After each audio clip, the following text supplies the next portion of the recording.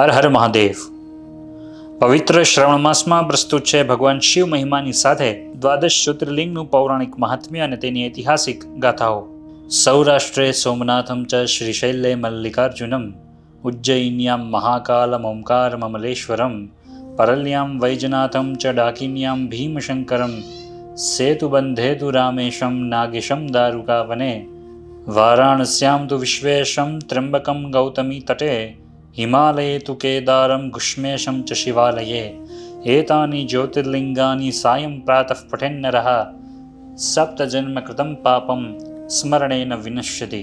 આજના એપિસોડમાં દર્શન કરીએ મહારાષ્ટ્રમાં બિરાજતા શ્રી ભીમાશંકર જ્યોતિર્લિંગના અને જાણીએ આ જ્યોતિર્લિંગની નિર્માણ શૈલી વિશે. ભીમાશંકર જ્યોતિર્લિંગનું મંદિર હેમાડપંથી શૈલીનું છે અને કાળા પથ્થરોથી નિર્મિત છે. મંદિરનું બાંધકામ 13મી સદીના અંતમાં કે 14મી સદીના પ્રારંભમાં અહીંયાના શાસક શાહુકાર વિનાયકરાવ બિંદે દ્વારા કરવામાં આવ્યું હતું. હાલના મંદિરનું નિર્માણ પેશવાઓના દિવાન નાના ફડણવીસે 18મી સદીમાં કર્યું હતું.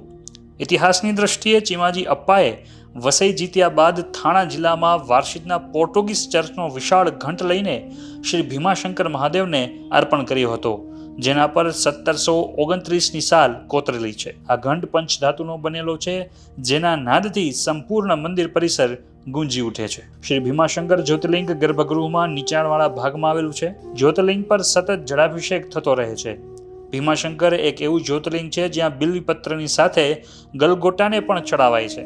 આ જ્યોતિર્લિંગના મંદિર પરિસર ઉપરાંત અન્ય પણ દર્શનીય સ્થળો આવેલા છે.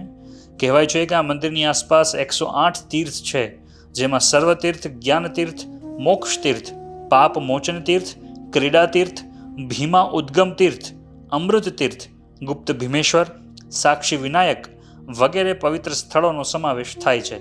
તદુપરાંત અહીં આવેલ મોક્ષકુંડ પણ દર્શનીય છે. કથા અનુસાર કૌશિક મુનિના રુચિક નામના શિષ્યએ ગૃહસ્થાશ્રમનો સ્વીકાર ના કરતા તેના પિતૃઓનો મોક્ષ થયો નહીં.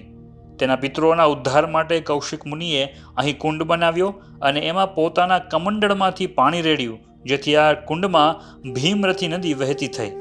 રુચિકે આ કુંડમાં સ્નાન કર્યું અને તેના પિતૃઓનો મોક્ષ કર્યો, માટે આ કુંડને મોક્ષકુંડ કહેવાય છે. ભીમાશંકર જ્યોતિર્લિંગ ભક્તોની મનોકામનાઓ પૂર્ણ કરે છે, તેમજ શરીરને નિરોગી અને બળવાન રાખનારા જ્યોતિર્લિંગ તરીકે પણ માનવામાં આવે છે. મહારાષ્ટ્રના તમામ ચક્રવર્તી રાજાઓ અને મહાપુરુષોએ આ જ્યોતિર્લિંગના દર્શન કરેલા છે. છત્રપતિ શિવાજી મહારાજ વારંવાર અહીં દર્શનાર્થે આવતા.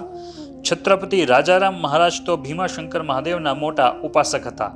ઔરંગઝેબ સામે લડતી વખતે મરાઠા સરદાર ગુણાજી અને રાજાજી સાવંતે ભીમાશંકરની પર્વતમાળામાં આશરો લીધો હતો. છત્રપતિ શાહુ મહારાજ જ્યારે બીમાર પડ્યા હતા ત્યારે તેઓ ભીમાશંકર મહાદેવના અનુષ્ઠાનથી સ્વસ્થ થયા હતા.